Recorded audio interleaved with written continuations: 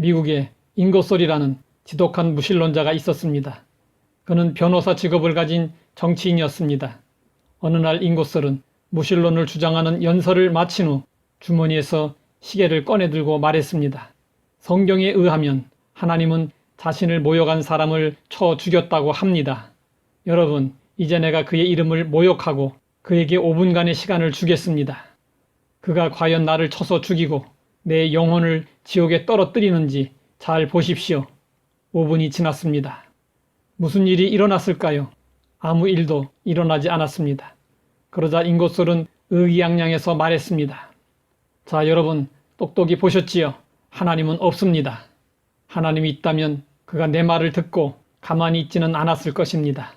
이 이야기가 돌고 돌아 영국의 조셉 파커 목사님에게 전해졌습니다. 파커 목사님은 이렇게 물었다고 합니다. 그렇다면 그 미국 신사는 하나님이 겨우 5분밖에 인내할 수 없다고 생각했단 말입니까? 오래 참으시는 것은 하나님의 성품입니다. 하나님의 오래 참으심 때문에 사람들은 하나님이 안 계신다고 생각하거나 하나님은 인간 세계를 간섭하지 않으신다고 오해하고 있습니다. 하나님은 요나를 통해 니느웨 성의 심판을 선포하시면서도 40일간의 기회를 주셨습니다. 이것은 하나님이 노하기를 더디하시기 때문이었습니다. 하나님이 노하기를 급히 하셨다면 회개의 기회도 주지 않으시고 그냥 심판하셨을 것입니다. 만약에 그렇게 하신다고 해도 어느 누구도 항의할 수 없습니다. 그러나 하나님은 자비하시기 때문에 오래 참으시며 기회를 주십니다. 바울은 자신이 죄인 중에 괴수임에도 불구하고 국류를 입은 이유를 이렇게 말하고 있습니다. 그러나 내가 국류를 입은 까닭은 예수 그리스도께서 내게 먼저 일체 오래 참으심을 보이사 후에 주를 믿어 영생 얻는 자들에게 본이 되게 하려 하심이라. 예수님의 수제자였지만 예수님을 부인한 적이 있었던 베드로 역시 주님께 국류를 입고 이렇게 말했습니다. 또 우리 주의 오래 참으심이 구원이 된 줄로 여기라. 하나님의 오래 참으심은 구원받지 못한 사람들에게 기회가 됩니다. 신약시대 때부터 말세라는 말이 나왔는데 지금까지 역사가 계속되고 있는 이유는 무엇일까요? 하나님께서 더 많은 사람들이 구원을 받을 수 있도록 마지막 날을 늦추시고 오래 참고 기다리시기 때문입니다. 그러나 심판의 날은 반드시 다가옵니다.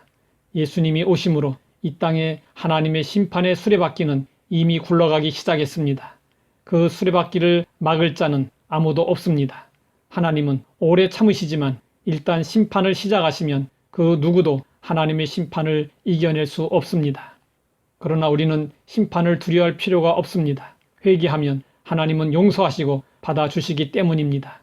회개하는 자에게 자비를 베푸신다는 사실을 가장 잘 보여주는 이야기는 탕자의 비유입니다.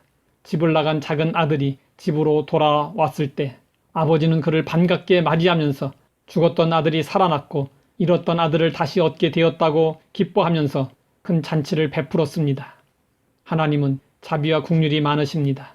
그래서 어떤 죄인이라도 돌아오기만 하면 반갑게 맞이해 주시고 온갖 은혜와 복을 주십니다.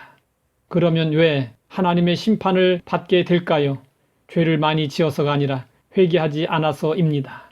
하나님은 회개하지 않는 자에게는 심판을 내리시지만 회개하는 자에게는 자비를 베푸십니다. 어떤 신학자는 말했습니다. 다윗이 가장 용감했을 때는 골리앗 앞에 섰을 때가 아니라 나단 선지자 앞에서 잘못을 인정하고 무릎을 꿇었을 때다. 다윗이 하나님에게 사랑을 받았던 것은 그가 죄를 짓지 않아서가 아닙니다. 다윗도 죄를 많이 지었습니다. 하지만 다윗만큼 회개를 잘했던 사람도 없습니다. 하나님은 회개하는 자에게 자비와 긍휼을 베푸시고 구원과 영원한 생명을 선물로 주십니다. 하나님 아버지, 우리가 죄인인 것을 고백합니다. 예수 그리스도의 보혈로 우리 죄를 씻어주시고 용서해 주시니 감사합니다. 마음이 굳어지지 않게 하시고 회개 잘하는 심령이 되게 하옵소서. 예수님의 이름으로 기도드립니다.